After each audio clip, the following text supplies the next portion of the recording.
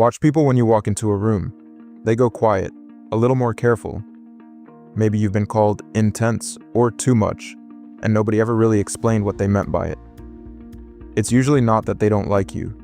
Their brain is reading you as intelligent, and most smart people are the last ones to notice they're doing it. 7 signs you're one of them. Number 5 is the one almost nobody catches in themselves. Sign 1. You're mid-thought, connecting 2 ideas that obviously belong together, and you watch it happen. The eyes glaze. Someone says, "Anyway."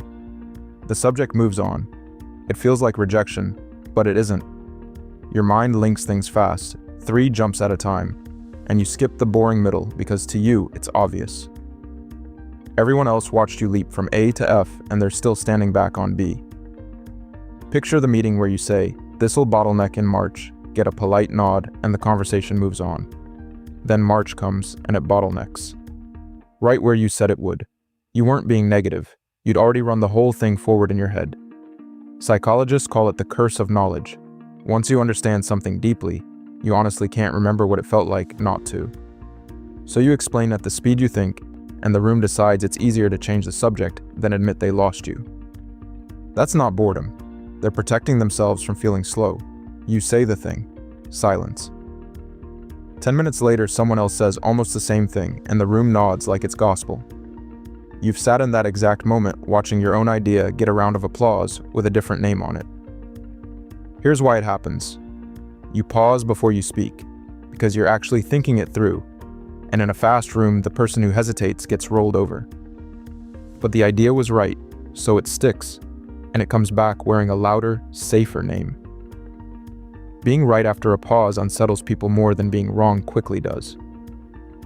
A confident wrong answer asks nothing of the room. A careful right one quietly raises the bar for everyone still talking. You make confidence look like what it sometimes is, a performance, and nobody likes getting caught performing. Sorry, this probably doesn't make sense. It made perfect sense. You didn't frown, you didn't correct anyone, you just listened a beat too closely. You've watched it happen. Someone starts strong, clocks how closely you're actually following, and suddenly softens everything with, "I don't know, maybe, it's just a thought." When you really pay attention, people start to feel evaluated, even when there's zero judgment in your head. Your stillness turns into a mirror, and most people don't love what they catch in it. So they fill the quiet with disclaimers and little apologies, bracing for a criticism that was never coming. The stranger part is that the more interested you genuinely are, the more nervous it can make them. People don't get unsettled by what you say. They get unsettled by how completely you listen. Watch the pattern. You don't always get pulled into the easy, laughing, nothing much conversations. The Friday "who wants lunch" somehow loops in everyone but you. But the second there's a real problem, a hard call, a mess nobody can untangle, suddenly yours is the door they knock on. That's not an accident, and it isn't an insult either. Casual chat with you feels like work to people, because they can tell you're 3 questions deep before they've finished their sentence. Small talk runs on autopilot, and you're visibly not on autopilot. Competence, though, is a magnet the moment things go wrong. They'll keep you at arm's length right until they need someone who can actually think. Then yours is the first name they say. You've probably felt the whiplash of both in a single afternoon. This is the one almost nobody catches in themselves, so stay with me.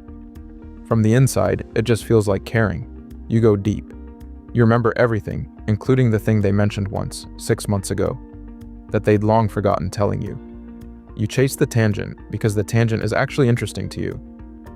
You're not trying to take over the room, you're trying to connect at the only depth that feels real. But your brain runs hot, and that much curiosity lands on other people as intensity. They came for the shallow end, and you brought the whole ocean. And the cruel part is how you usually find out. Sideways, secondhand, you're a lot. 4 words, no instructions. So you spend years dialing yourself down, leaving half your sentences unfinished, calling it a flaw. Wrong word. It was never too much. It's a mind that won't sit still, meeting people who were hoping to coast. People rarely tell you to your face that you impress them. It reaches you another way. Through a friend. "Oh, she talks about you all the time. He said you were the sharpest person in the room." And it always lands a little strangely because it's the first you're hearing of it. Praise takes the long way around for a reason.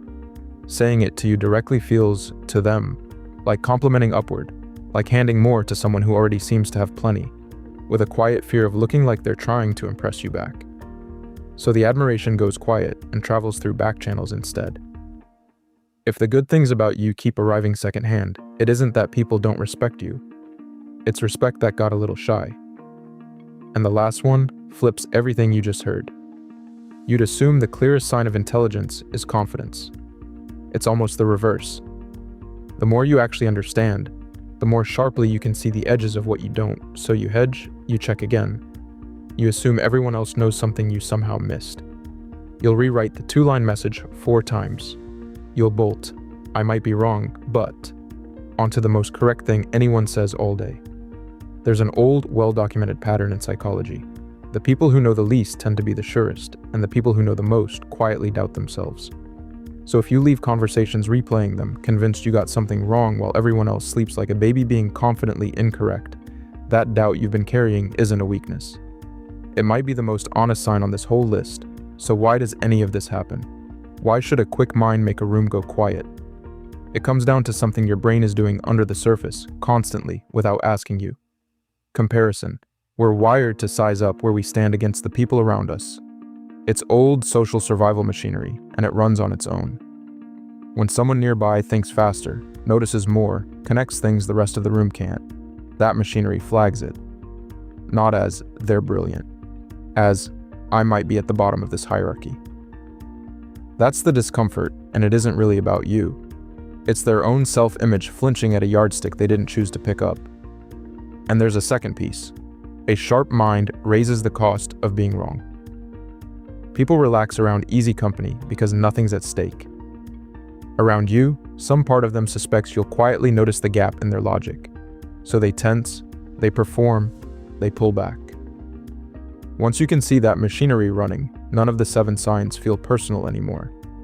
You're not doing something wrong. You're just registering on an instrument everyone carries and nobody controls. So put them together. The room going quiet when you explain. Your ideas coming back in someone else's mouth. The apologies, the crisis calls, the "you're a lot," the praise you only ever hear and secondhand, the doubt that never switches off. None of that is evidence something's wrong with you. It's what it looks like from the outside when one mind in the room runs a little faster and digs a little deeper than the rest. And the part I really want you to keep is this. People feeling intimidated by you isn't a problem you solve by making yourself smaller. You've probably tried that already. The dimming, the half sentences, waiting 3 beats so nobody feels outpaced. It doesn't make you more likable. It just makes you lonelier and a little resentful. You don't owe anyone a quieter version of your own head. The one thing worth doing is letting people in. Ask the question instead of answering it. Leave the middle steps in for them. Slow down just enough that they can walk beside you. Not because your intelligence is too much, but because it's worth far more shared than admired from across the room. And if any of this landed a little too close, if it sounded like you, or like that one friend who's been called intense since they were a kid, then you already know who needs to hear it. Send it to them. Subscribe and stay for the next one, where we flip it around. The quiet signs you're emotionally intelligent in ways people constantly underestimate. Until then, take care of yourself.